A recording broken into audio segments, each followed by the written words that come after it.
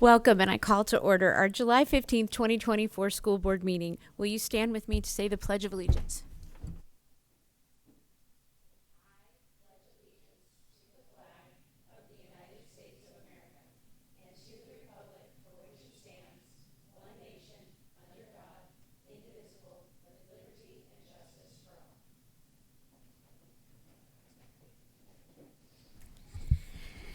Welcome to our midsummer meeting. We have a wonderful crowd here tonight. I'm sure we have tons of people watching from home. Just as a note, school board member Ken Martin is excused tonight. I will open the floor to public participation in case our one person would like to share. She's sharing later anyway, so or anybody who walks through the door. Anybody who wants to be in public participation, we have it at every meeting. You just have to state your name and address, and if you're a student, you never have to tell us your address. All right, moving on to a very important school board recognition. This is always a very enjoyable and meaningful part of a meeting. And tonight, we are going to recognize a very special person who has been with us for a number of months now and participating in our meetings in a very sophisticated, very informed, very collaborative way. She has been an absolute delight to listen to and to work with. And so, Chase and Lori, if you want to join me. Chase, we want to recognize you for your outstanding contributions to the school board.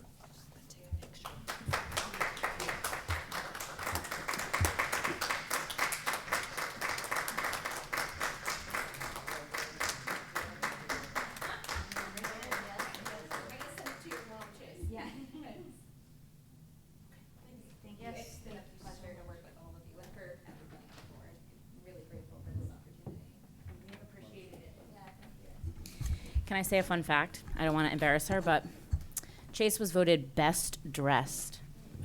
Saw that in the yearbook. Yeah. Nice. Well deserved. Thank you very much. Accessories. True. It's very true. Thanks. Chase, it has been a delight to have you on the board, and you have always given us amazing updates, kept everyone informed, and you've been a great liaison between the high school and the board. Thank you so much. I feel honored to be here, and it's been a pleasure to work with you all. We will miss you. Thanks. And I'll we miss wish too. you the best blessings as you move on to college. Thank you so much. So we will switch over to our superintendent update. Well, making this somewhat of a family affair, we have been notified by the New Hampshire Department of Education that our principal, Dr. Nikki Rowe, has been invited to join the State Assessment Advisory Group, the responsibilities of which include reviewing and providing feedback on assessment policies and procedures, advising on best practices for implementing state assessments, analyzing assessment data to guide decision-making, and engaging in discussions to enhance the quality and fairness of the state's assessment systems. Nikki has to let the state know by July 17th, this Wednesday, and I know that she is going to affirm her participation. She is extraordinarily excited to be joining the Department of Education in this important committee, and we are very proud of her for being recognized and being identified as a person worthy of being on that very, very important committee. So congratulations to Nikki. We are planning right now for our August retreat that we have every summer. We have a full agenda that we're going to be pursuing, which includes, among other things, a thorough review of the strategic plan.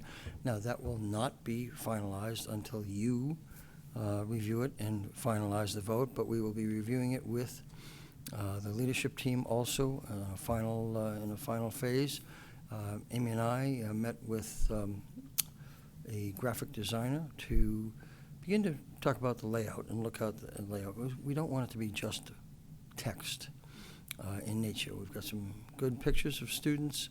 We're going to incorporate a little bit of color. To use an old term, we're going to make it a little bit snazzy, okay?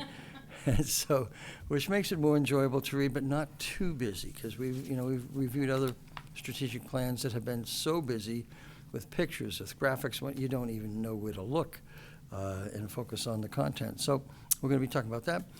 We are in the process also of planning a very important school safety exercise, tabletop exercises involving every school, involving evacuation and reunification, what that will look like with great precision and consistency among all buildings, and we're looking forward to that. And we'll have a very busy leadership team meeting also during that. And so those are among some of the things, some of the topics that we will be covering. Also working on a little bit more of a comprehensive field trip policy that will be presented to you either late in August, the very first meeting in September. I'm hoping for August. We will be reviewing that at our leadership summer retreat also. That's modeled after something I've used in the past and developed with others that deals with local, regional, national, and international trips and approval authority, the nature of the process. And so I think you'll find it a little bit more comprehensive and valuable to our school district. And I believe that is it for right now for myself. Moving on to our Assistant Superintendent for Curriculum update. Good evening, everyone. I know that all of you know this, but summer is a really busy time for administrators and teachers, and so I just also want to hope that the students and their families and everyone is taking at least some time to rest and reflect. My previous superintendent used to have a saying about the summer. He used to say that June was the Friday of the summer, where everyone was just, ready to go, and July is the Saturday of the summer, right? You have all day, and then August is the Sunday, where you're figure I got to go back and do this again. So, it's kind of stuck with me. So I'm still continuing to remember July is Saturday, and it's time for rest and reflection, and definitely starting to think about what's next. But we'll get there in August, which is the Sunday. So I distributed before we started a table of some of the summer programming that's happening throughout the district. You'll notice that we have a lot happening for a variety of learners. Our extended school year programs, those are for students that are identified, they have IEPs, and they continue to get specialized instruction and support so that they do not regress over the summer. And then the last couple of years, we have started some programs that are really targeted at students that are at risk. So these would be students that maybe did not meet proficiency level or grade level standards, and they're invited to come in so that we can do some very targeted work so that they don't end up referred to special education and need more intensive instruction out of the regular ed setting. So that is captured on page 2, that's summer learning, K4. And then last year, I know that Leah came and talked with you a little bit about some of the summer programming that she had offered at the middle school, and that has been very popular. And with Matt's help this year, we've been able to address some barriers related to transportation and getting students to these programs, which was really important. We continue to offer the 8.5 program at the high school, and Mr. DeLude continues to oversee the credit recovery so that students can complete that coursework or the assignments that they may need so that they don't have to completely retake a course. We also continue with our HiSET tutoring. Some of our students decide that that's their pathway to get to the finish line, so we want to continue to offer that support. And again, new this summer, Sarah Parado had worked with the counselors to just provide some overarching transition support. So each of our counselors has a certain number of hours that they can come in, meet with students, whether they're rising students into their school or they're students that are leaving, to be able to start to bridge some connection. So we're trying to provide for not only academic but also social emotional needs. And then last week was Camp Invention. So I don't know if anyone had a chance to go by there. It's a really great experience, and Kathy Goodman and Kim Morgan and the leadership interns, they've been doing that for a long time, and it's very, very popular. So lots happening in the summer. We also have some curriculum teams meeting. We have some training for the upcoming implementation of Wit and Wisdom. And then just some updates on from my end. I don't know if you know that my administrative assistant, Lene Forand, decided to pursue some other opportunities. So I have a new administrative assistant, but she's not new to Merrimack. Shay Aguiar from the middle school has made the transition to central office. So if you come by, you may see her there. And in her 2 short weeks, she's just amazing. So I feel so lucky, and I wish Lene well, and just know that Shay is going to do really great things. Amy Gentile started earlier this month. She's the new AP at Reed's Ferry. She did her walking tour of traveling around and introducing, Bonnie introduced her to all of us. And so if you go by Reed's Ferry, you'll see a new face there. And we also know that Laura Livy has settled in nicely to her new principalship. Over the next couple of weeks, I'll be updating some other important schedules and documents to share with you. And I just want to give a quick shout out to our HR director, Melissa Fazlick. Her and her team have just been amazing with all the hiring that we have to do. Really responsive. We've had a lot of people come in. She just does her job with such professionalism, and I just, hope all of you know that. Any comments or questions from the board? Lori? So I just want to say, looking at the Merrimack School summer programming, I'm really very impressed, because every time we come together, we talk about the importance of this summer program, and we've added hours, we've added times, we've added programs, and this has all been part of a discussion, and then somehow, magically it goes out there and happens. So when I read this, I'm very pleased with that work, so thank you. Thank you. And I just want to add that I know Camp Create is a camp that's paid for by parents, but it is done so excellently. I mean, it was hot. It was really hot. But my older son volunteered, and my daughter was a camper, and it was just run flawlessly. It was a phenomenal job. May I make a comment? Yes. I was able to visit Camp Invention last week, and I was amazed at how enthusiastic and engaged that both staff and students were, given extraordinary temperature conditions. And I have to thank all of the staff and the students in all of the programs, because it has been tough with the heat.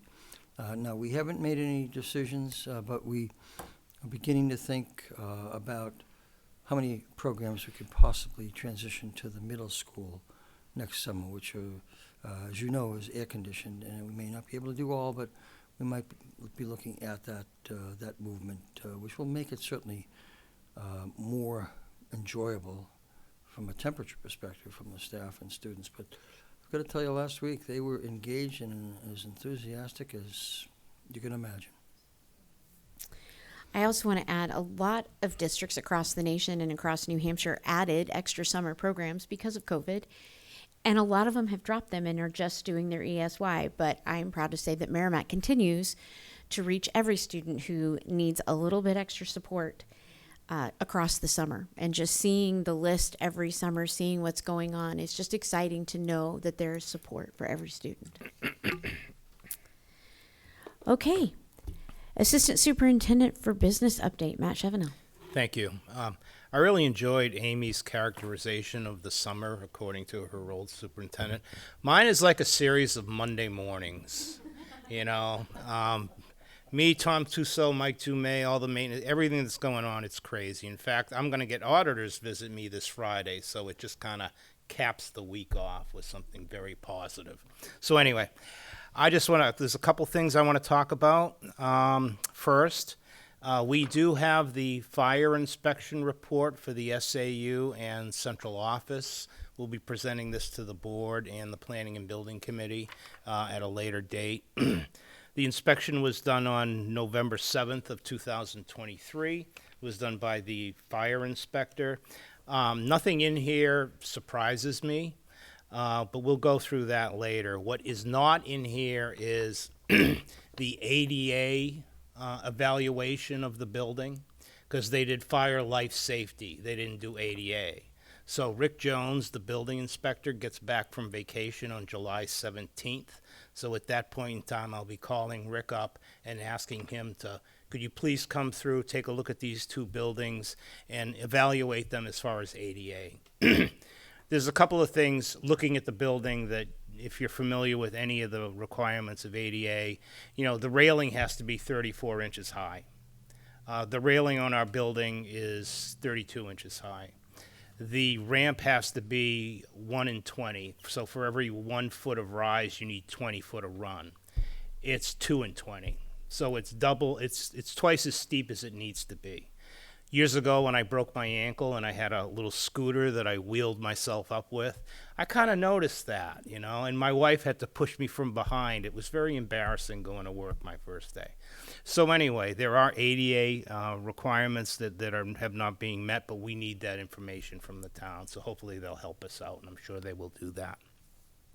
As far as the weather goes, I kind of apologize for the lack of rain and the heat and everything like that, but when you're doing a roof project and it doesn't rain, that gives you comfort because it's going to get done before school, because there have been some summers where it's been raining every single day, and we just ran that project right up until the last day before school. In fact, they were still finishing. Teamcraft is the vendor. We bid this out every year. They're a national company. They like doing business up in Merrimack, and they won the bid. They were the lowest bidder. It's around $797,000, and they're doing a heck of a job. In fact, they're working at night because of the heat. They'll do a lot during the day, but at night they've got some floodlights and everything like that, and they've taken over the front part of the MES parking lot. So that's why some of the traffic from Camp Invention's been sitting on Babusick Lake Road, because they can't go and use the front parking lot of MES, because that's where all the materials are stacked up right now. So anyway, so we have the roof, we have the fire inspection report. We also have the grant that we got for around $380,000 for new lock sets and security cameras. Those contracts were bid out. Those contracts are signed, and the work has started. In fact, a couple of the schools are already finished with the lock sets. That's a massive amount of lock sets. So everything's going to be redone in the entire school district. And then with the cameras, they're going to be there's a lot of them that's going to be added. There's a lot of servers and infrastructure that's going to be beefed up in order to give us expansion capabilities into the future, because right now in a couple of areas we're kind of maxed out as far as the number of cameras or the quality of cameras that we can put in, because we want to change some of those also. So hopefully both of those efforts will be done by the end of the summer, which is hopeful and very encouraging for us. So that's been our summer in a nutshell, and it continues on as we march towards the fall, when we can finally kind of take a breath for a day, and then we jump into budget season. So that's about it. Thank you very much. And I gave you a bunch of manifests. I'm sorry for the amount of them. We're cleaning up, closing out year end, trying to get everything done. We're going to have a surplus, not going to be as much as last year, but it's going to be there. And so I apologize for that, but it kind of is what it is at this point in time. So thank you very much. Questions or comments from the board? All right. For the school board update, we will talk in a little bit about our goals meeting, but it was a fabulous, fabulous experience. Once again, this team with administration and the board are unified, and we were using the strategic planning draft as our guardrails for our goals, and yet they dovetailed together beautifully. The things that we were bringing to the table as individual board members and concerns and thoughts and goals aligned perfectly with the strategic plan. And so that was a great experience. We had a great facilitator, and we accomplished a great deal. And so tonight I'll give a brief overview in a little bit, and then we will do a more detailed one when we bring out the strategic plan. We also had a wonderful time at the 4th of July. It was hot.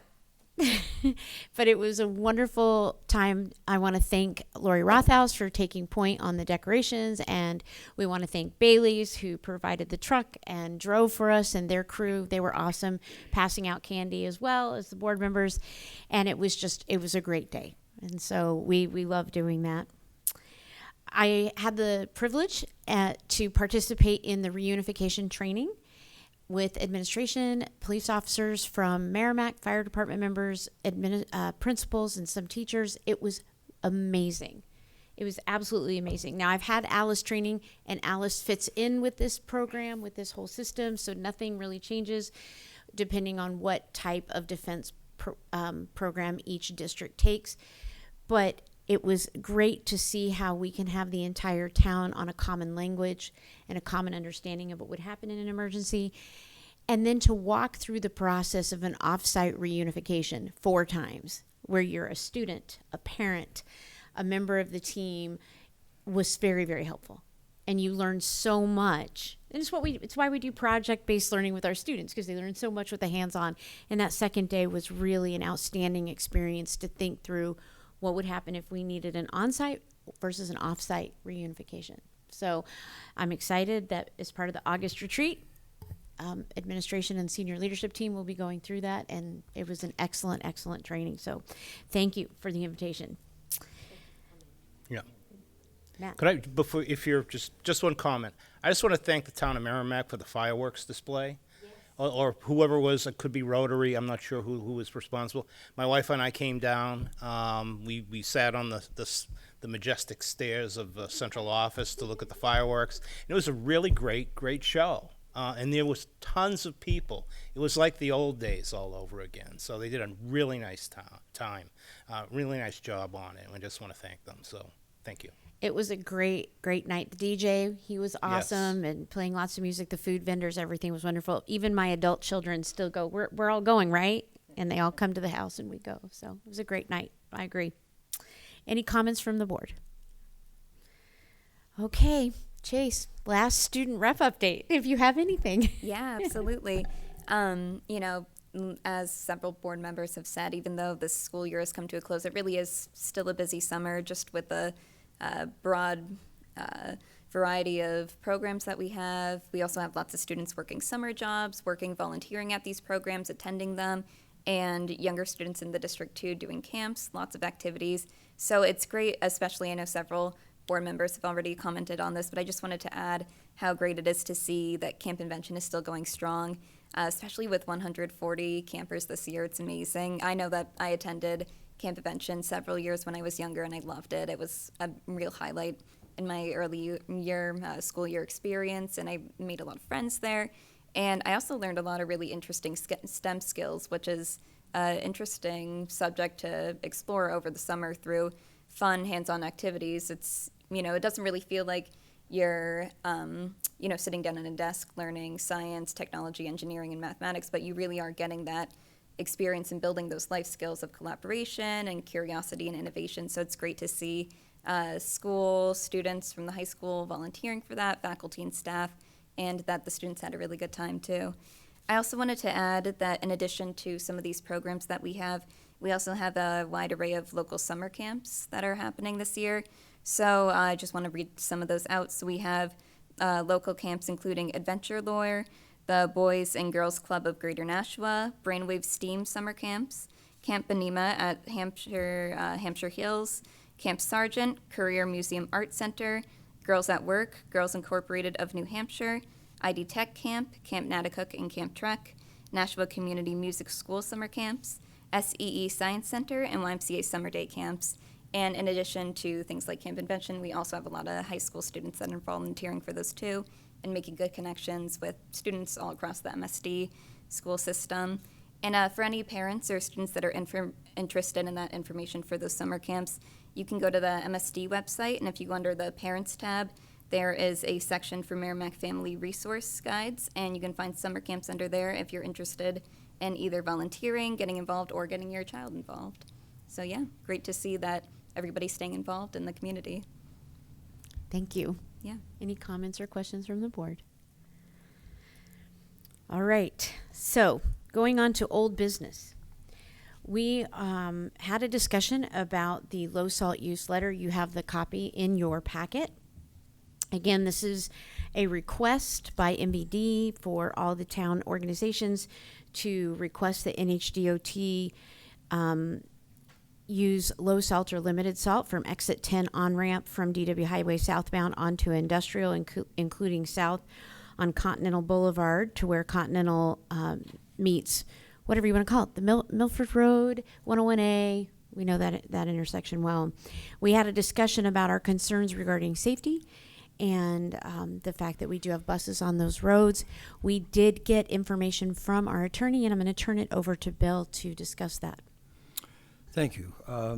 In reviewing the material that was submitted to us several weeks ago, our legal counsel indicated that as pertains to commercial applicators, the statute pertaining to the application of materials to treat roads, there is a limit to the liability of any entity that applies materials to roadways as a commercial applicator, as long as they follow best management practices as outlined by the Department of Transportation and Environmental Services.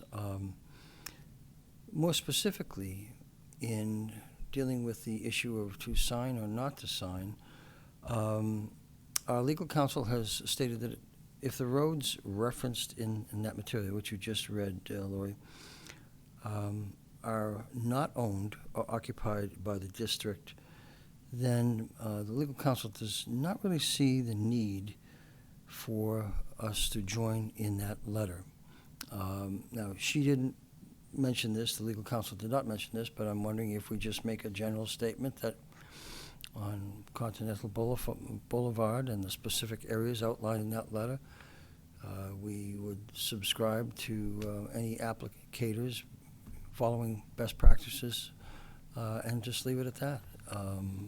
Or some other language or no language for that fact. So essentially she said, since we do not own that state-owned parcel of roadway, that there is no need, in her opinion, to sign the letter. Thoughts from the board? I think we all agree that environmentally it needs to change, and we agree. The concern is, do we put our name on the letter? Do we write our own letter, which we've discussed before, that we can have the attorney draft up with the language that Bill just described and indemnifying the district? So those are kind of, or we can do nothing. Those are kind of the options we have before us. Lori? So I like the idea if the attorney could draft a letter, because I think we all agree that we have concerns. The whole point for us was a liability standpoint. That was where we stepped back. But I think that, water is very important. We've lost a well. We have, a conflicting obligation, right? We have an obligation to our town, but we also have safety obligations. So for us to be able to put a letter to say best practices, it's just the terminology. I really felt like when we go back to this letter, the town has less of a liability than we do, and that was our whole point. Any other comments from the board? Jenna? I'm just going to say I agree with that. I think that the middle of the road response is to draft our own letter that we feel is more appropriate for who we are and our position in the town. So I'll entertain a motion to draft a letter that states our support of best practices on that stretch of road, the reduction of salt and the need for clean water, and indemnifying the district, drafted by the attorney. I'd be happy to make a motion that we draft our own letter stating all of those things that you just outlined. Do I have a second? Motion made by Jenna, seconded by Lori Rothaus. All those in favor? Aye, 4-0-0. Thank you. Thank you. All right, so you received an email packet because we didn't, even though the data is amazing, need a 87-slide presentation tonight. I love data, but a lot of other people are just glaze their eyes over. I hope everyone had a chance to look through that, but we're going to do a summary, and if you have specific questions, we have some wonderful people here with Amy and Bonnie to answer those questions.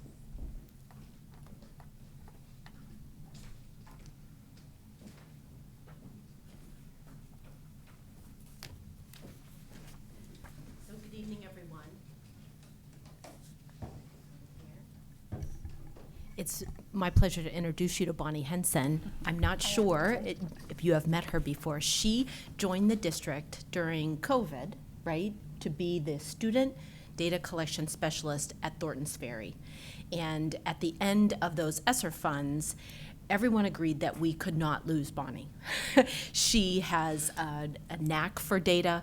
I'll let her, talk to you a little bit about her own background. She has kids in the district, but she has really been able to capture data in ways that is really meaningful to students and to teams. Last year at this time, I talked to you a little bit about our transition to Performance Matters, which was replacing Performance Plus when the state wasn't going to support that anymore. And Bonnie and Adam and Angela have just been instrumental in updating that information. Bonnie does all of the data. She compiles it, she puts it into readable formats. If people like pie charts, she makes pie charts. If they want line graphs, she does line graphs. And then the other thing that she's doing is going around to all the different schools, and when their PLTs meet, saying to them, what kind of data do you need? If you've been part of a PLC, you know that you have to answer those 4 questions. And we have really robust and teams that meet consistently, but she's really that piece that she just gives them the data in a really non-judgmental way. And we keep adding more to her plate, because we realize that because she's so good at what she's doing, she not only has done the iReady data, and the state assessment data and the SAT data, but now she's also taking on Hagerty data, which we'll talk more about those assessments and letters. And I've been talking to her about our WIDA data, which is for our ELL learners. She just is also looking at how can we capture our district's, all of those assessment pieces. So I just can't stress enough how what a difference that Bonnie's made in our teams and in our ability to be responsive, to provide responsive instruction to our students. So, did I embarrass you enough? No. Okay, great. So, do you want to tell them a little about yourself? I'm Bonnie. I've been in Merrimack since 2008. We live here. We have 2 kids. They are both going to be in the middle school this year, 7th and 8th graders. This has been a great year doing this full time. It's been an exciting year, and I've had a lot of helpers through all the schools all year long. There's a lot of people that are involved with these assessments and getting the data for me to collect the data. So I do want to thank everyone who's been involved. There's, like I said, many layers of people who work with these students to collect and get the data so I can make this. We will not go in detail with all of these slides. It is a lot of information. It can be very overwhelming, and my job hopefully is to make that a little easier for people to digest and understand. The information is there, so if you want to dive into something a little deeper, just let me know. We can do that, or I can come back at any point in time. But let's start with our assessments. So within this packet, you'll see this is the list of assessments that we're including. So Hagerty for kindergarten through grade 2, and then we've got letters in grades 3 and 4. iReady kindergarten through grade 8. We'll review the New Hampshire SAS data in grades 3 through 8 and 11 for science only, and then the PSATs and the SATs. And as Chair Peters pointed out, we're not going to go over 68 slides. So if you have questions along the way, please feel free to ask. When Bonnie and I met, neither of us wanted to make this PowerPoint any shorter, because we really felt like we wanted you to have all of the data, and we also want to make sure that the community has all of the data. So of course we'll post the PowerPoint so that they can, the town can see it as well and send questions our way. All right, so the Hagerty, this is the 3rd year that our schools, our elementary levels, have done Hagerty in the district. The 3 lower levels do that. It's given 3 times a year in the fall, winter, and spring. There are 8 sections within the assessment, and it's based out of total score of 40 points that a student can earn. And from a curriculum standpoint, this really looks at your phonemic awareness. So it's those early literacy skills. Can students see and hear and replicate the sounds that they need to be good readers? This is a great slide. This is a fantastic slide. It shows you the growth through the K 1st and 2nd grades from fall to spring. Kindergarten obviously had a tremendous growth. They grew, 60% from fall to spring. So that is amazing that they've done. 2nd grade has the least amount of growth because they've already come so far. Most of them are already starting at the proficient level right away from fall. And at the end of 1st grade, you can see 94% are proficient. So that carries right into that second grade year. So usually by second grade, springtime, there's just a few of them that are being reassessed, and they're working on maybe interventions. But you can see the growth. What an amazing job our K first and second graders did this year. And this slide shows the total points that they've earned. So each individual could earn a total of 40 points. So you can see at the beginning of the year, out of all the students who took the assessment and points possible earned 67%, and then by the end of the year, we had almost 94% points earned, which is amazing. Letters is an assessment that we give to third and fourth graders, and that really focuses on phonics. And we started this last year, right? This year. And that is to kind of go along with foundations, because we're still trying, our current third graders didn't have foundations in kindergarten. So we're really still trying to make sure that we're identifying the areas that they need additional support. And we've been using a program called UFly in the interim. So, just think about that as we're going through. So this year, we combined third and fourth grade together for just a top level look at this, but we do have it broken down by third and fourth grade separately and by each school. But you can see 35.5 increase from fall to spring for proficiency in letters. This test is a little different. We look at sections F through O, and by spring, the first 4 sections, students had an 80% proficiency rate. Once you got to section K, it started to taper off. It definitely gave them a little more challenging once you got to the K section, but by the end of the year, you can see 88.6% were proficient in overall total score. It's based out of 146 points that they can earn. So it goes to show you how many sections there are within that assessment. And as you can imagine, as the phonics skills become more challenging, that's what she's talking about. Section K starts to look at complex consonant patterns and maybe more, complex vowel digraphs or blends, things like that. So that would make sense, as the skills get harder. Okay, iReady was new this year for the whole district, and I think overall the results really speak very highly of Merrimack. It's given 3 times, fall, winter, spring. Those seem to be our 3 cycles that we follow for all of our assessments. You can see that fall to spring growth, amazing. This is everyone from K through 8th grade who takes this assessment.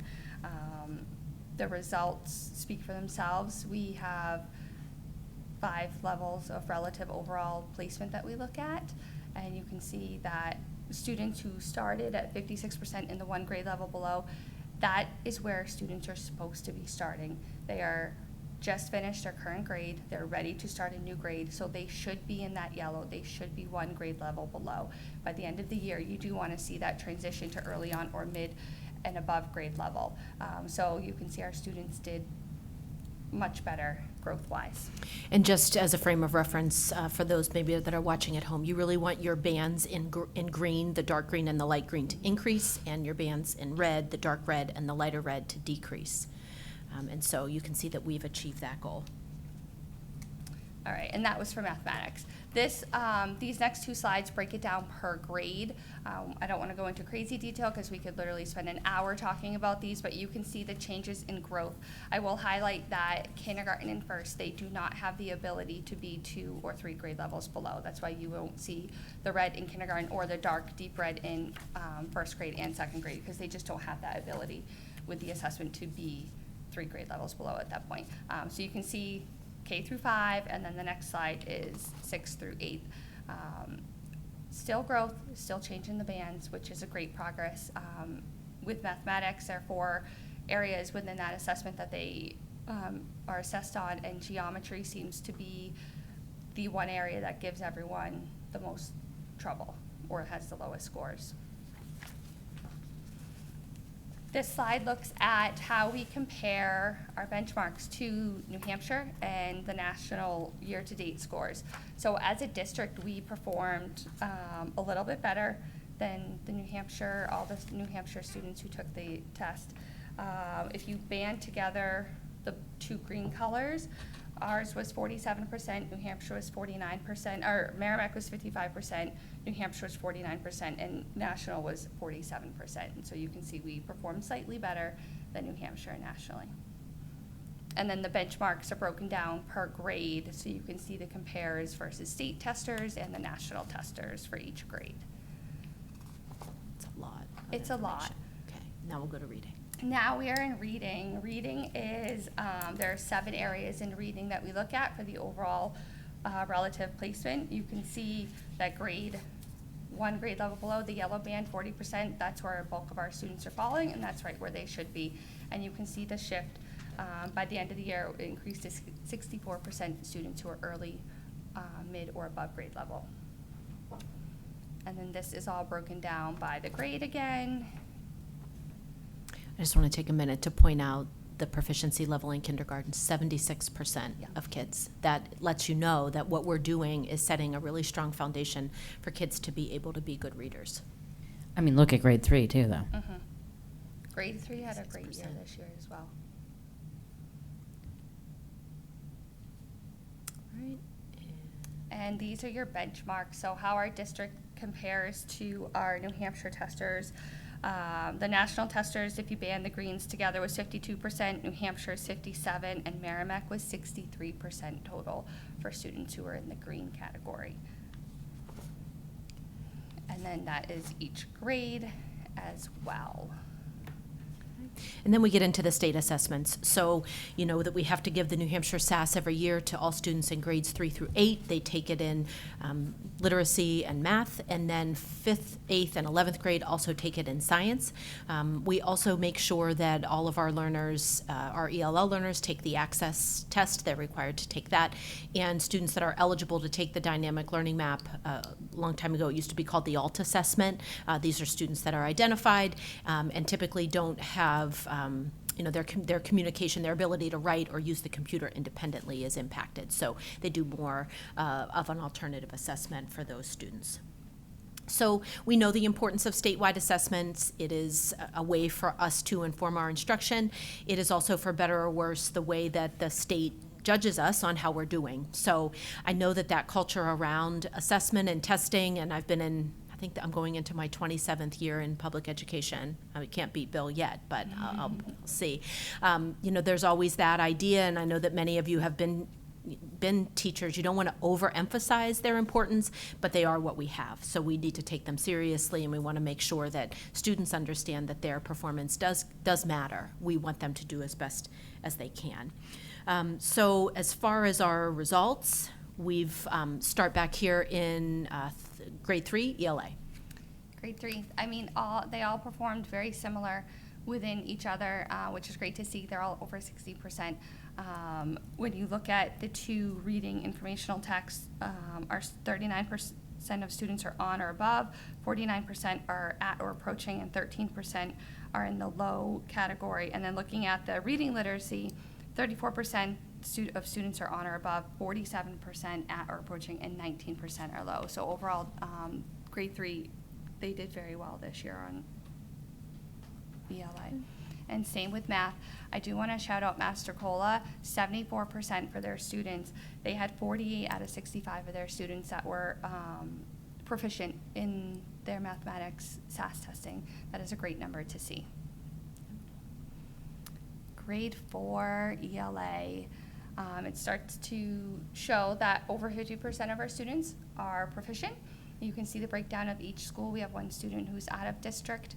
And then the writing was different this year or new. Mm-hmm. It took a while for that to come back. They did some recalibration, so that's why some of the scores were a little more delayed. But that is, and we'll have some more information from the state about what they changed, how those scores were impacted. But this does reflect the new, the new assessment, the calibration that they've done. So this is the cohort comparison. In 3rd grade, the students had a 48% proficiency, and this year they increased their proficiency to 57%. That is a great increase to see from 3rd to 4th grade. When looking at 4th grade math, 51% are over our proficiency level, which is great, but look at Reed's, 74% of their population testers were proficient. That is a great percentage as well for 4th grade math. And then the other ones are lower, but still great progress that you can see throughout the school year. And then those cohorts, 55% in 3rd grade were proficient in 4th grade. That did go down to 50%. So we had a 5% decrease in their proficiency from last year. Grade 5,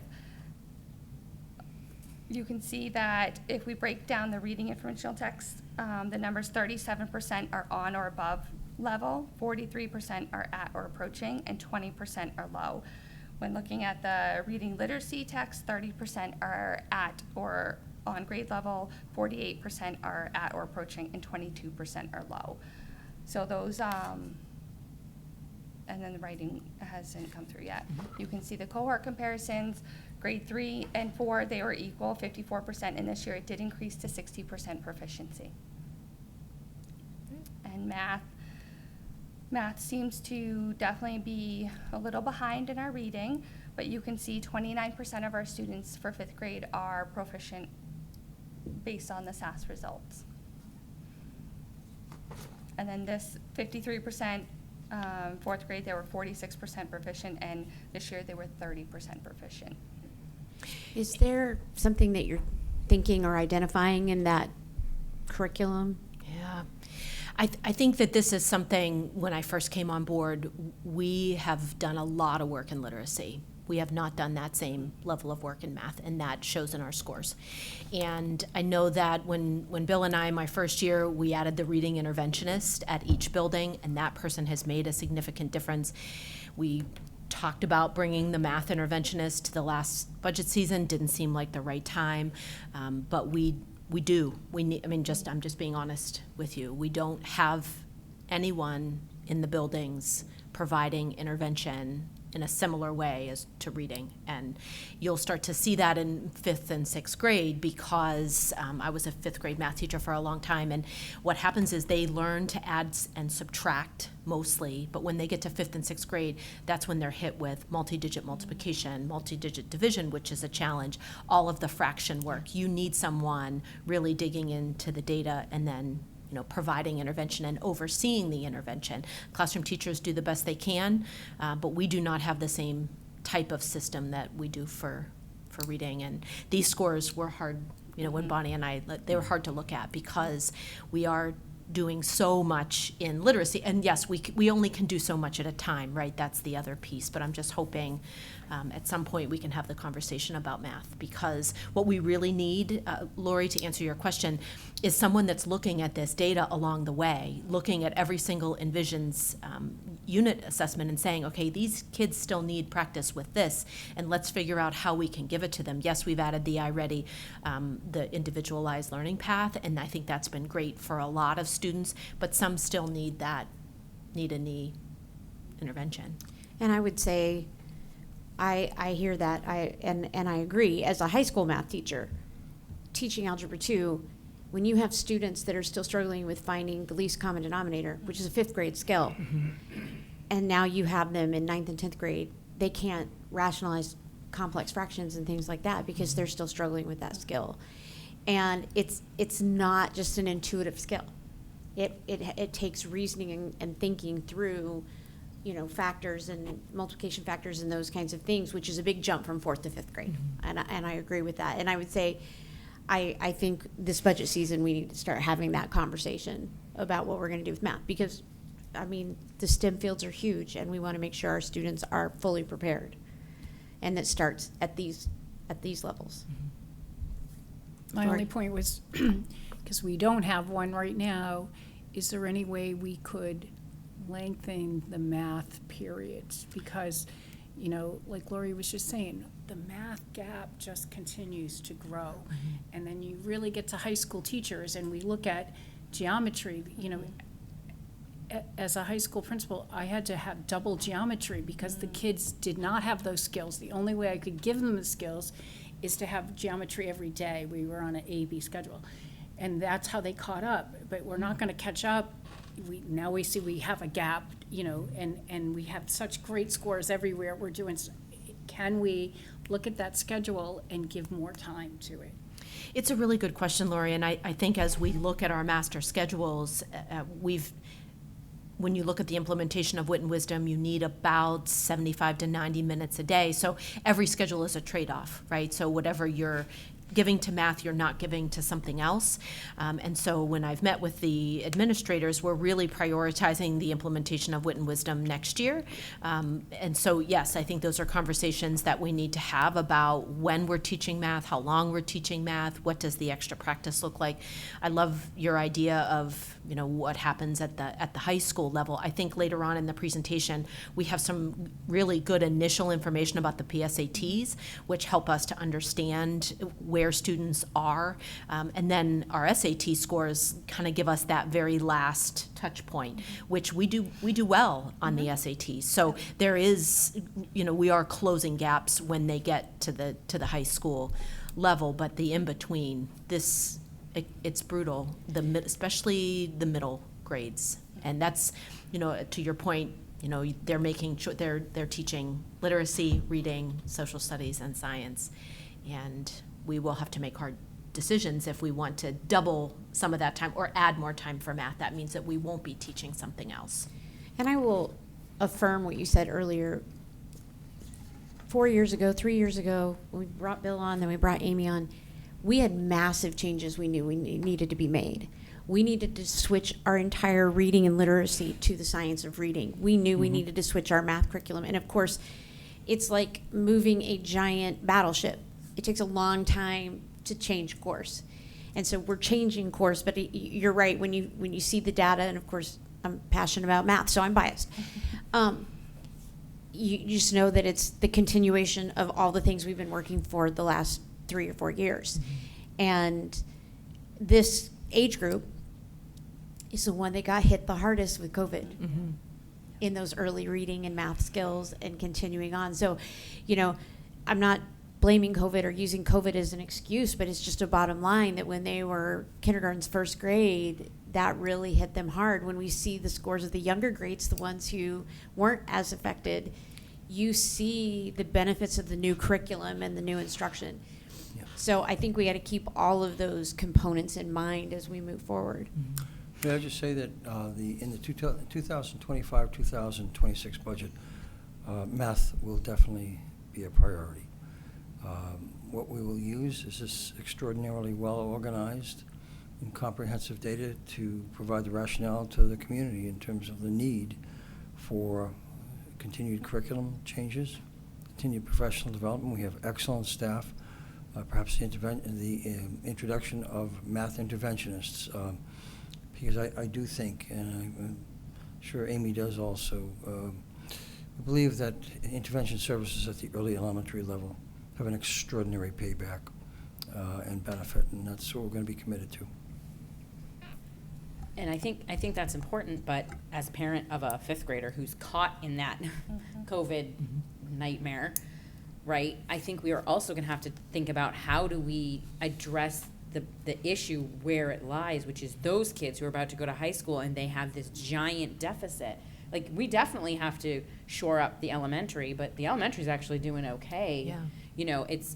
It's that gap, because they're going to need support in 5th, 6th, 7th, and 8th. Like, these kids, these 5th graders that are going on to with a 29% proficiency, they're going to the middle school, right? And I remember math being really difficult for my older kids in middle school, and they weren't impacted like that.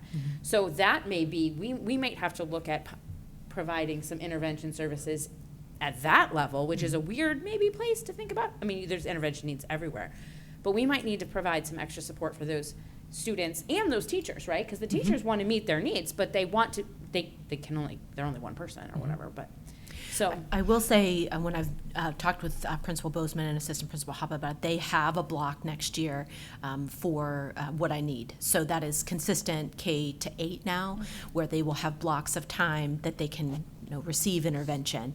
We're also shifting a little bit. I wish Leah were here and other members of the math department to talk about the kinds of things that they're trying to do at the middle school. To your point, it's a finite amount of time.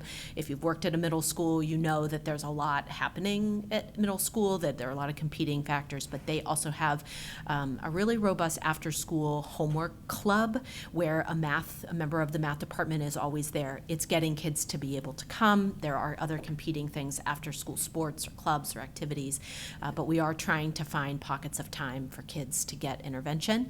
And then at the high school level, I think I spoke about this earlier maybe in the early spring, that we're making some changes to the program of studies where instead of having students take pre-algebra again, which is not a high school level course, we're instead starting to shift Algebra 1 into 2 years so that students can really practice the skills and get them solidified, and they're still getting their math credit. So they get a credit for Algebra 1 Part A and a credit for Algebra 1 Part B. So it's not going to impact the number of credits that they have, but it is another way to make sure that students have that algebraic thinking really solid before they move on to geometry, before they move on to Algebra 2. So those are two small things that we're doing. I really feel like there's a lot of research about if students are proficient readers, they do tend to use those really good skills in math. So I'm hoping that the increases that we've already talked about will do some crossover. But as Bill said, we need a system and a structure and an infrastructure to provide math intervention, and we don't have it right now. I am glad that you said that about reading, though, because I think that's especially true considering our Envisions curriculum is so linguistically heavy. Like, for a parent of a child who struggles with reading, that has always been a challenge. But as the reading skills have improved, the math skills have improved because they can read. They you can know what I mean? read the problem. So, yeah, right. They Yes. can read the problem and they can understand it and work They it have out. critical thinking So skills. And you're definitely right. And we definitely had to find some place to focus. So, it's we're doing all the right things. I just want to continue to. Yeah. I'm encouraged to hear that the math department is creatively thinking about more of what we can do, sort of creatively, before we attack math the way we've attacked reading, which has clearly been very successful. talk a little about science. Yes, let's talk about grade 5 science. They actually performed slightly better than their math scores. Their best area that they tested in was life science for those 3 categories. Grade 6 ELA, 57% are proficient. And then you can see from the cohorts, 3rd grade, 53%. This is combining levels 3 and 4. 4th grade was 48%. 5th grade increased to 53%. And this year they had 59% proficiency. And then math, 50%, right split. And then you can see those scores. They went from 58 to 50 to 43 to 53% for those 4 years. So a little back and forth with grade 6 math. Grade 7, 55% proficiency rate for the SAS testing. And you can see the jump. They've all maintained over 50%. Last year they had 62% as 6th graders. This year was 59% as 7th graders. And 7th grade math, 35% proficiency rate for 7th grade math. And you can see the jump. It started at 38%, 31%. Last year it was 54%, and this year it's 35% proficiency. So you can see a big jump. 8th grade ELA is 56% proficiency, and your jumps, these are all over 50%. This year they ended at 56%. And then 8th grade math, 40%. And you can see those comparisons as well. And science, 39% proficiency. Their best performance was in physical science. And then this is just looking at 22% back when they were in 5th grade, and then it was 39% proficiency this year for 8th grade. And one of the things I wanted to point out here is that we have purchased a new middle school science curriculum to be implemented this fall. We were really excited. We were able to work with the team over the course of the school year. So with Julie DeLuca chairs that committee, and Dr. Rowe also attended because we simply didn't have materials for middle school science. A lot of those teachers, especially 7th and 8th grade teachers, they are the masters of that. That's all they teach all day. But 6th grade teachers, they're teaching all the subjects, and when we did a reorganization of units, we realized that they really did not have high quality materials. We also wanted to make sure that it was in alignment with what we were doing K-5. The research around science right now is really needs to be phenomenon based, hands-on. You have to have kids doing science. We're not trying to buy a workbook or have them fill in the blank, or like when I was in school or when you were in school, you memorize a bunch of terms and now you know biology. That isn't how you learn science. So we've purchased a program called Open SciEd. It has all green on your ed reports, and we're really, really excited about implementing. If you were around the last couple of weeks of school, a lot of it got delivered. It was at Muse, and the teachers were just really excited. It comes with the kits, and it's similar to Mystery Science, where kids are actually doing science. So we're excited about how kids love science. They, unfortunately for Lori, and I was a math teacher as well, they don't love math as much as they love science. They just are curious about the world. So we're hoping that that is a good move for us.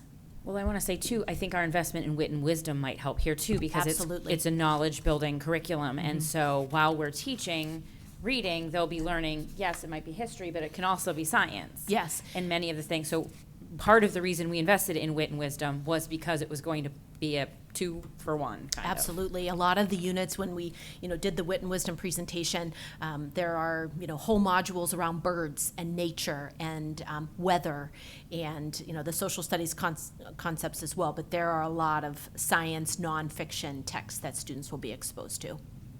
There's a whole one about the senses and clouds, and it's great. Grade 11 science did very well, 59%. They performed best in the life science category. And that would make sense because they're just coming off of their biology year. They take physical science in 9th grade and biology. And then they went from 41% in 8th grade to 61% in 11th grade. This is, in this chart, I did it 2 different ways. The left side is each level broken down by grade for the science summative, and then the bar chart, just breaking it down, letting you know where the number of students fell each level, and just 2 different ways to look at it. And then this is your math performance distribution by numbers, each grade 3 through 8. You can see the changes from grade to grade, and you just see where everyone falls.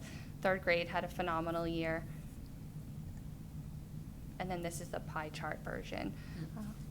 She's done that for everyone. Bar.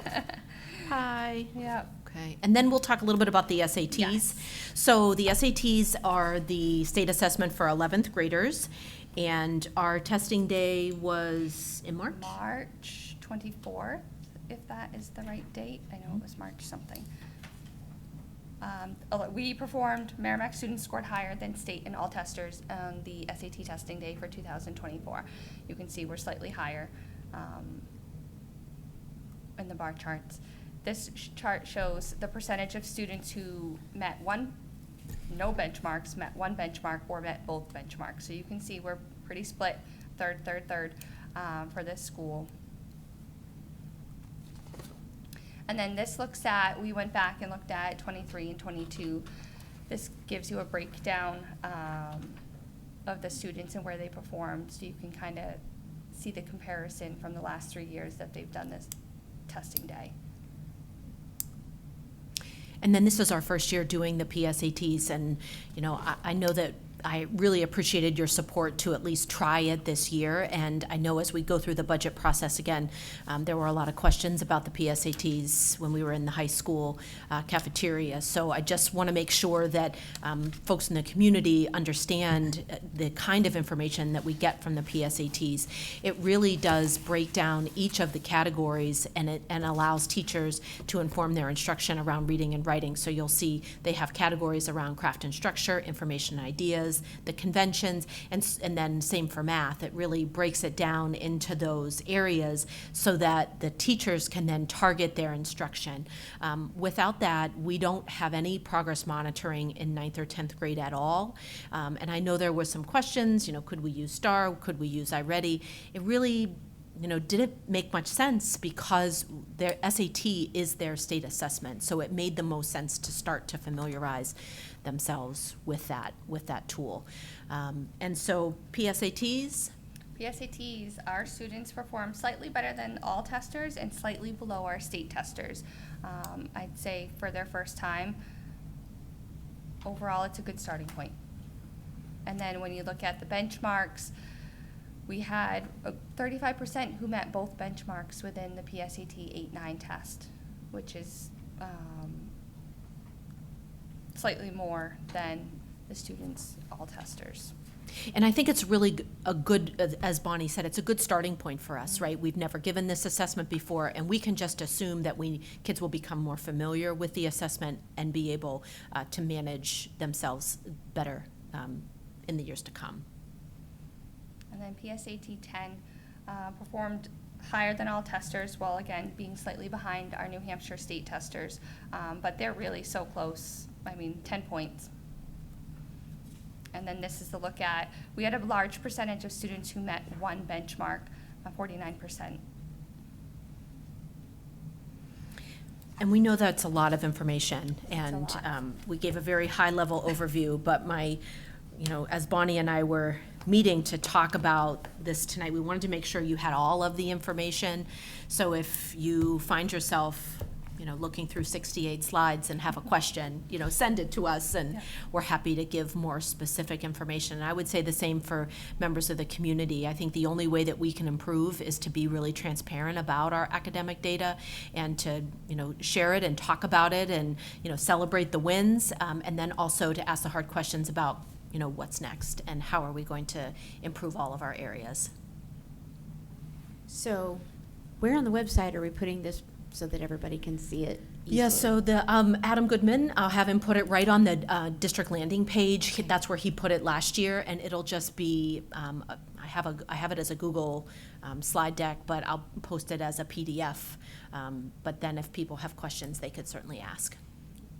Lori? So first of all, I, spent a lot of time going through this data, and we have a lot of wins.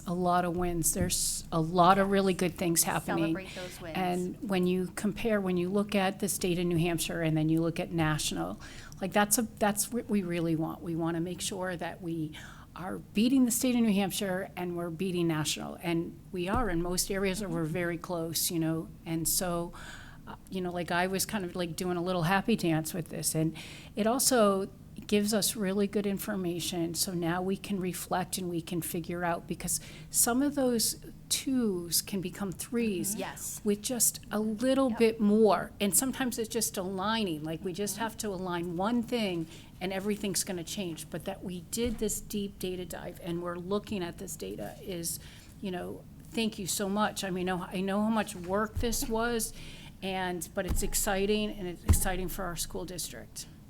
Thank you for having me. I get excited about doing it and presenting it, so I'm glad you guys are excited too. Naomi?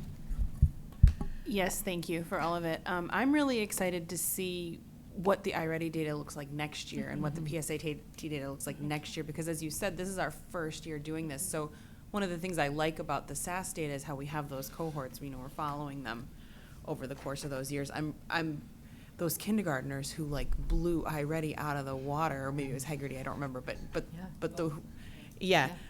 I want to see what they're doing in first grade. And once we start seeing those patterns, we'll have a real picture of, okay, all of these overhauls that we've done, we'll really know how they're working. And that's amazing, because we'll have information about, did this work? And I think it's going to, but did this work? What do we do next? And I think we're addressing the areas we need to address, so. May I make one comment? First of all, I think we're all familiar with the term value added. Well, if you look at the term value added in the dictionary, you're going to see Bonnie's picture next to that, because she has been extraordinary. She's met with the leadership team several times this year to present and discuss a variety of data that we look at very importantly. And so this is one of the finest presentations, and kudos to you and Amy, one of the best presentations of data I've ever seen. And we're not feeling our way around the dark. We know what the data says. We know what we need to do. We've mentioned several times in the last couple of years, this is a school district on the move, and we are not going to stop, and we're going to work aggressively to make curriculum improvements, make sure we meet the standards, present as much professional development to our staff as we can, and every single child in this district will benefit from that. So thank you, thank you, thank you. Thank you. I just want to say while they're going, and you can feel free to get up while I'm talking, you don't have to stay, but I just wanted to say, in terms of value added, also Amy, because you spearheaded a lot of the changes that we're seeing that translated into data jumps here and student improvement, and your tenacity in going after reading improvements and not shying away from what our data says and using it to inform our changes and to really fight for what our students need. We'll just call that the value added table right now. Thank you. Thank you so much. Appreciate it. All right, so before you is just a reminder of the resolution. No one has submitted anything or requested anything. What will happen is in late August, early September, any districts that did submit anything, and then any policy changes or proposals by NHSBA will be sent to us. We will be able to discuss them and vote on them in September, and then anything that we decide or anything that we'd like to speak on, I will take to the delegate assembly. By the way, anybody can go as well, and so when I can send you the link to register if you want. Any questions on that? Okay. So I want to review our goals meeting a little bit. And again, this is just going to be a high-level preliminary look because we're going to dive deeper into this with the public when we launch the strategic plan so that people can see how the school board's annual goals align with that strategic plan. Again, we met on June 20th. We went over the goals from last year, which included creating an engaged, inclusive, and collaborative district culture built on mutual trust and respect. That is not a goal anymore. It is now a standard practice. And so it is moving on to continuation this year. The pathways to graduation, again, an amazing goal that we have seen come to fruition. It is continuing as a standard of practice. There may be some areas that we did discuss of improvement, but overall, that formation of that was accomplished. Improve our learning outcomes by ensuring our instruction is responsive to the varied needs of our student population. Well, look at the data we just went through. And again, that's a continuation, so it no longer is set as an annual goal. Having facilities and equipment that are safe, secure, clean, healthy, current, and appropriate for meeting the educational needs of students and staff. This was developed from the year prior. It's ongoing. It fits into our strategic plan, but it also fits into our SAU building goals this year. And lastly, our goal from last year, number 5, was create dynamic relationship between school district and community through clear and consistent communication, and this will continue as a goal this year. So, the main goals that we have addressed for this year. Number 1, it is very clear to this board that we need to create a dynamic relationship between district and community through clear and consistent communication. We need to align all of our communication pathways. We have discussed the need for a communication specialist. Let me give an example. If I was a communication specialist, I would be taking that PowerPoint, I would be pulling the pie graphs, I'd be putting it into a video with a voiceover, making it 3 minutes long, highlighting the best of the ELA and the areas that we need improvement, and taking Amy's words about what we want to do with math and putting that in a short video. Those kinds of targeted communications, as well as streamlining our communications of the amazing things happening at each school, being able to understand those things, and then having more opportunities for stakeholders for input, especially on things such as budget, SAU buildings, etc. So that is a huge, huge goal. And so I've spent a little more time on that one because I want the community to understand, we understand how important improving communication is. We set a goal for addressing student services, and the goal is providing responsive programs, instruction, and systems of support that engage all students with opportunities and pathways that effectively meet their needs, support academic, social, and emotional growth, and enable the pursuit of individual passions and interests. So this is not just the student services part of what we think of special education, IEPs, 504s, our summer programs, but it is also for all students, enrichment, gifted and talented. All of those are encompassed in this goal. Our English language learners, our Title I, and the increasing number of unhomed families. Our third goal is to collaborate with the high school administration and staff on a study with the goal of outlining the resources needed to take Merrimack High School to becoming a flagship school of New Hampshire. One of the interesting things that John shared with us is that a community gets behind the high school. Even if you have little kids or your kids are graduated, the high school in town is the thing that everyone wants to brag about. It's the thing that makes the papers. It's the thing that we see on the news. And we want to now, we've spent a lot of time on the elementary and the middle school, and now we're shifting our gears to collaborating with the administration at the high school and just making it even greater. Goal number 4 is ensuring that the district's mission and vision of a graduate become the central frameworks for our collective work across the district. So this is where the board's annual goals will always need to align with that strategic plan, which was put together by many stakeholders here in the community and in the district. And lastly, we want to work with the community to communicate the importance of building a new, multifunctional, welcoming, and accessible SAU unit. So again, we are going to be collaborating with many different stakeholders.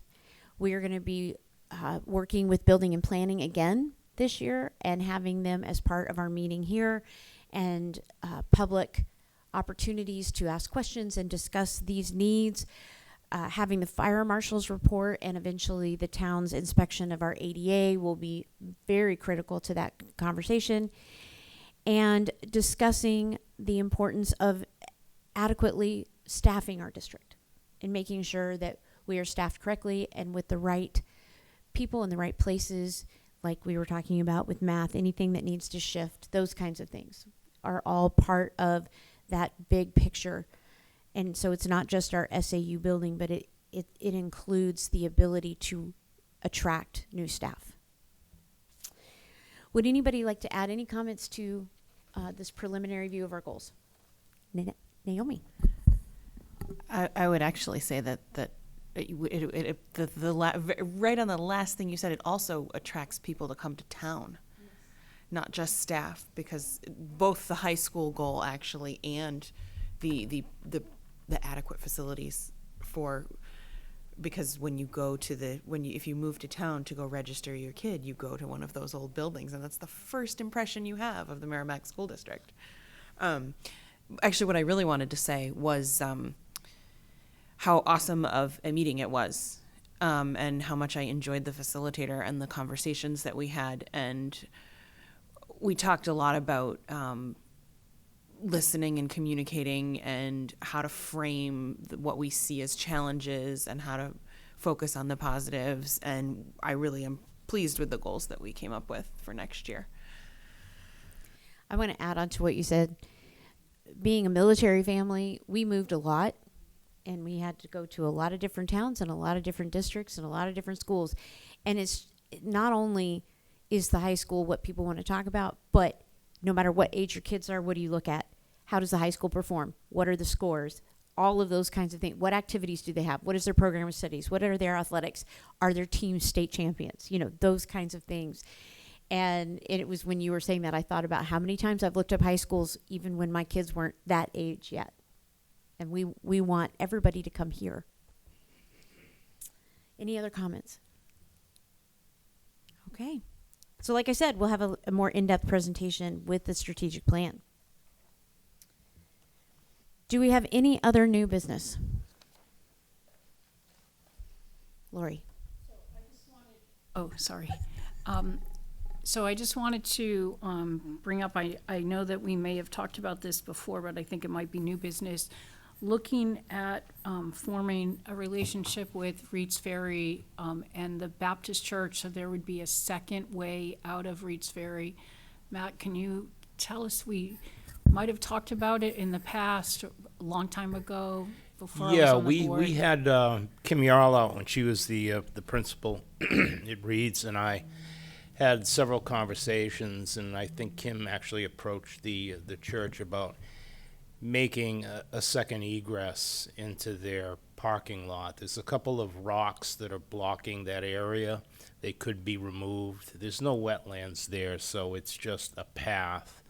However, we could have conversation with them to try and engage them to allow us to perhaps build some sort of paved roadway that could be maintained in the winter that we could use as another means of egress. Because Reed's Ferry, much like when we first built the middle school, was one way in, one way out. The middle school now, because of the development that's gone on, now has a second means of egress. In fact, I was talking to Laurie earlier, I mean, you probably wonder why the road is 36 feet wide. The road is 36 feet wide because Bill Pepler, the former fire chief, told me, you only have one way in and one way out, and I need this road bigger to accommodate another lane in case. So it's like, okay, well, you're the fire chief, and I'm going to try and find the money in the budget for this. This is a little bit unexpected, but you know something? I'm with you. So that's why the road was that wide. And it's served us well over the years, and it served us well today, you know, when you're stacking buses and cars and everything, so there was a side benefit. So that was kind of visionary as far as that goes. But when you look at Reed's, there's just Lyons Road. There's that one way in, the one way out. And so this would give us another egress, and it's something we had in fact, Reed's Ferry School, I'm still, the relationship is still there. That is kind of one of the evacuation areas where kids can go to. They've already established that connection. If the connection is not there, we need to reestablish that. But it's something for the future, the near future, to think about, kind of formalizing that in an agreement and getting some sort of second egress for emergency purposes for that area. And conversely, they could use it too. If something was blocked in front of their driveway, they could come out and utilize the school. So it would benefit both of us. Can I ask a question? How is that different than Thornton's Ferry? Thornton's Ferry only has one egress. Thornton's Ferry has one in, but it's on Camp Sargent, so it's so close to the road. It's not, and you can go one way or you can go the other way. I guess you're right, yeah. So Thornton's Ferry is a little bit different. And, you know, the only other means of egress, you know, we've got wetlands in back of Thornton's Ferry, so that's a no-go. Then in another area, you'd have to go through the woods and you'd have to hit Continental, and that's, well, we know that's a state road, so you'd have to get permission from the state to get a curb cut there to allow cars to go. Or you can't go through Castleton Court because this house is there, and that's where the back playground is. So, but you have Camp Sargent Road, you can left turn, right turn. It's easier to get out of it. It doesn't and I have guess that. technically there are two ends to the driveway. Yeah, So. there is. So that makes it a lot easier. Yes. So we can put that as old business at our next meeting in August, which, as a reminder, is August 12th. Any other new business? All right, moving on to the second review of the promotion and retention of students policy. On your desk in front of you is an updated copy with the attorney recommendations in blue. Take a moment if you haven't had a chance to look over that. Yes, may I just say also, we've had some additional leadership team comments that have been reviewed by legal counsel, and those have been incorporated in here also. I have one change that I would like to propose to you tonight also, and that is on the procedures page at the end of the second paragraph. The current last sentence says, if retention is being considered for a child, parents will be notified as soon as retention is being considered, and in all cases, parents shall be notified no later than January of the academic year. Here's what I'm going to propose to add, and our legal counsel endorses this. A parent request for retention shall be submitted to the school principal or designee on or before January 15th, because the parents do have the ability to request the retention of their child. And so that would be the only addition.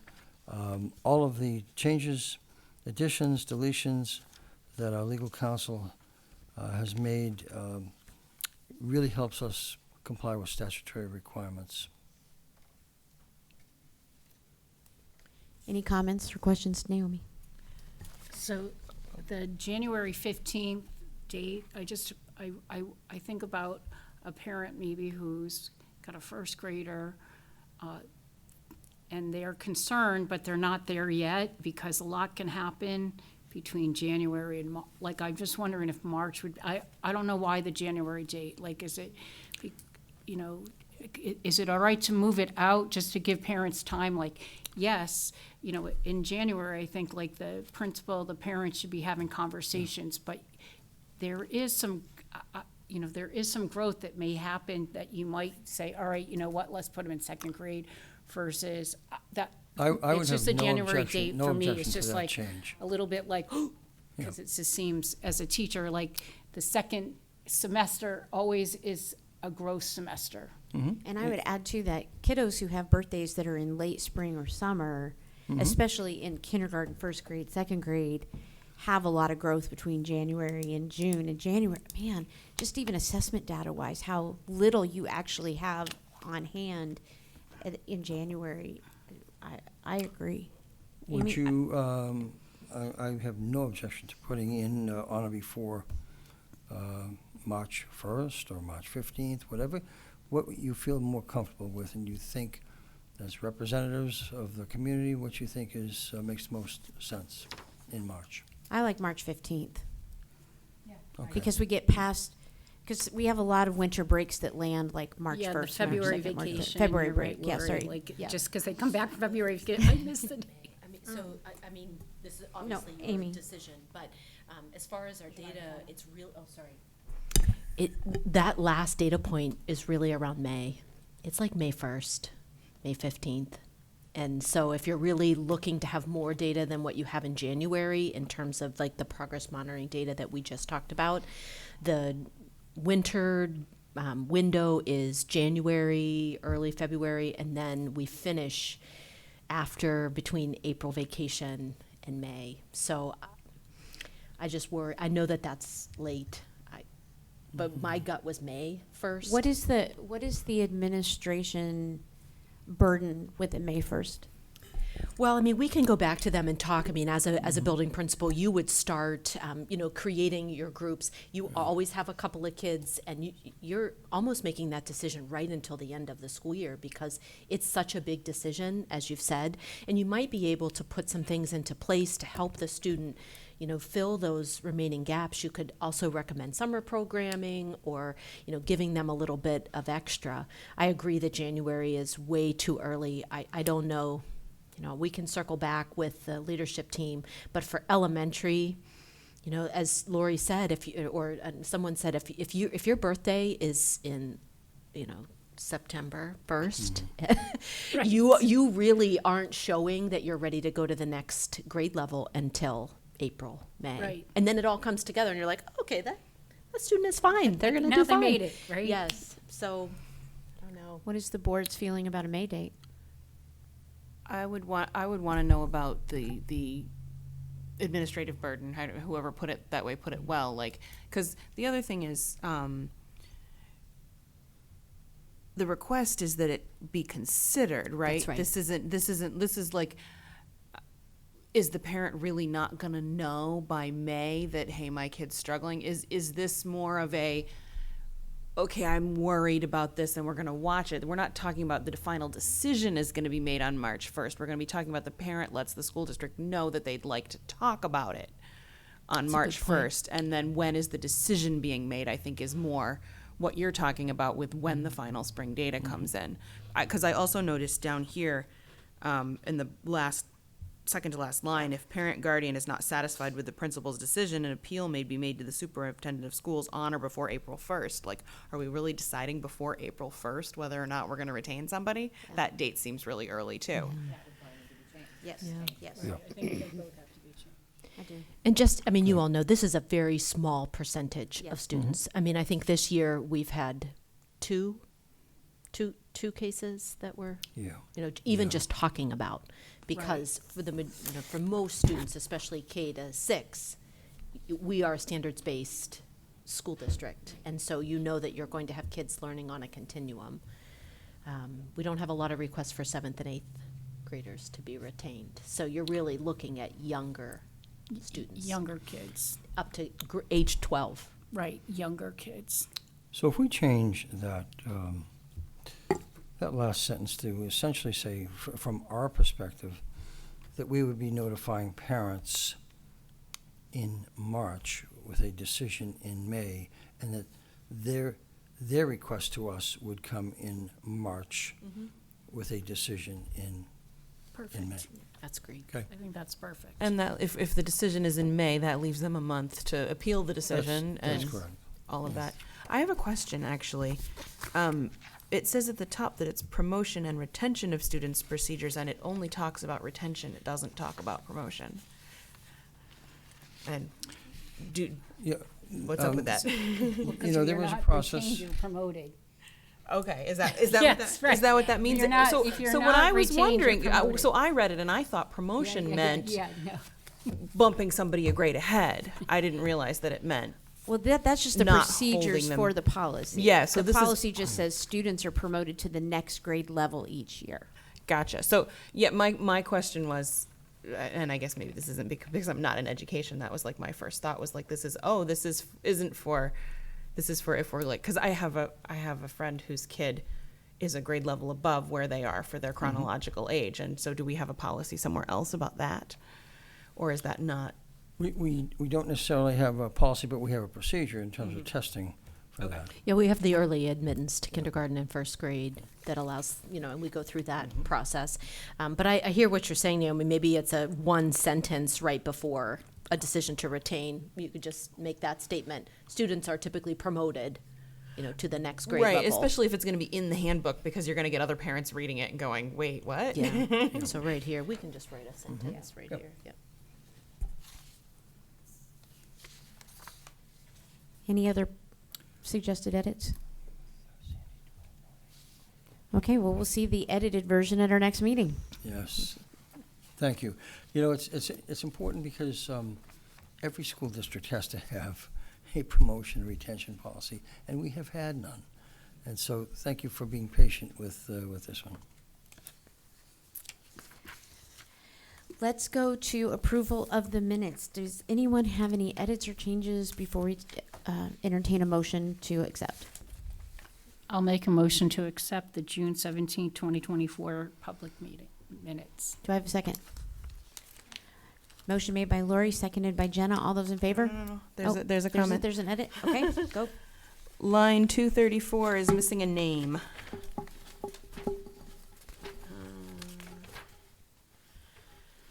It doesn't say who made the motion to approve the minutes from May 20th. And I don't remember who it was, and I didn't have time when I read it to go back and I look see at the video. second, but yeah. Yeah. We'll look back at that one.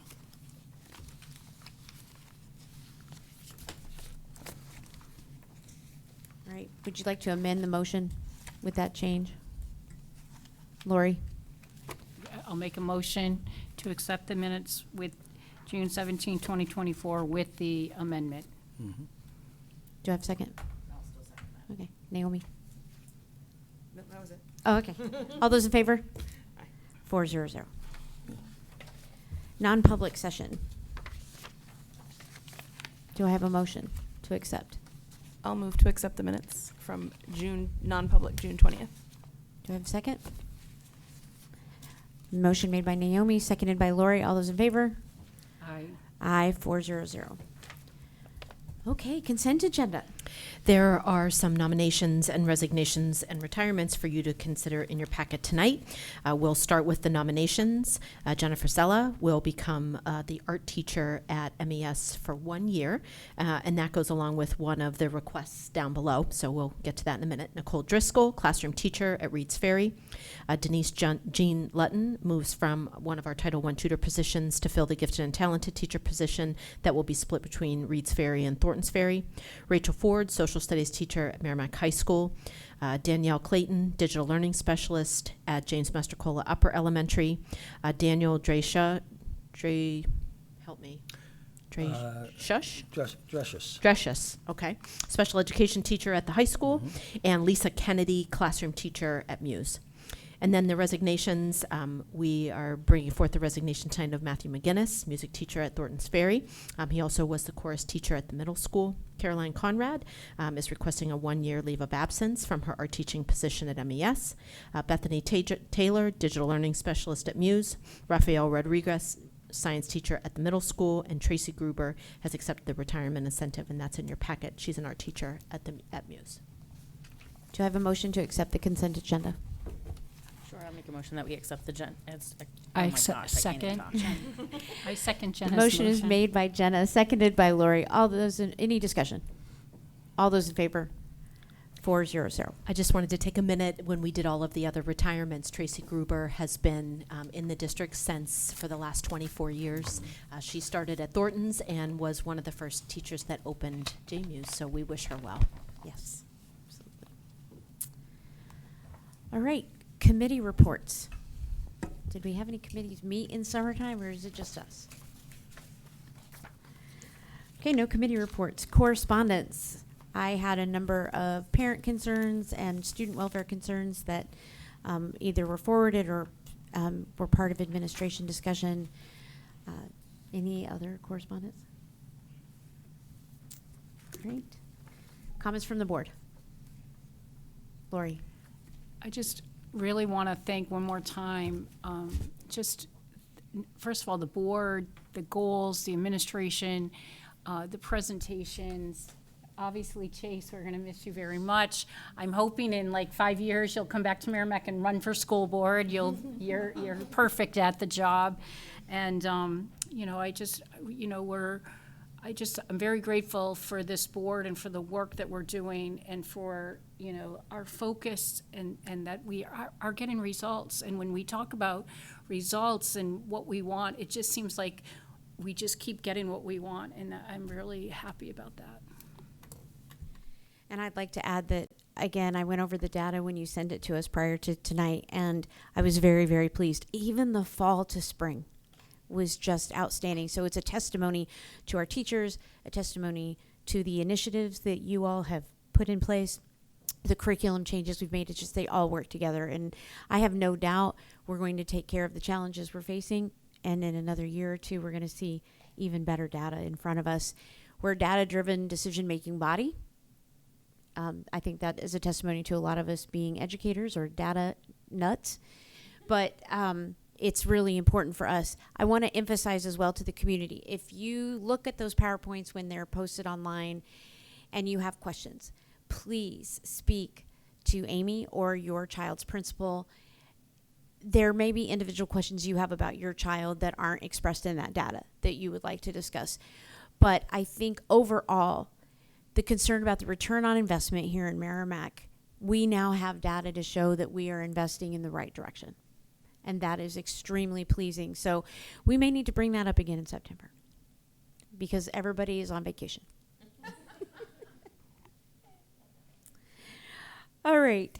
With that, we don't have anyone here for public comment. But I just want to reiterate again that we have a second time of public comment on agenda items. So if you are watching and you see something that you'd like to comment on in the future, the second half of our meeting is for agenda items. And again, name and address. Students never have to share their address if they'd like to come. And we love it when students come and share with us. I will entertain a motion to adjourn. So moved. Moved by Naomi, seconded by Jenna. All those in favor? 4-0-0. See you in 4 weeks.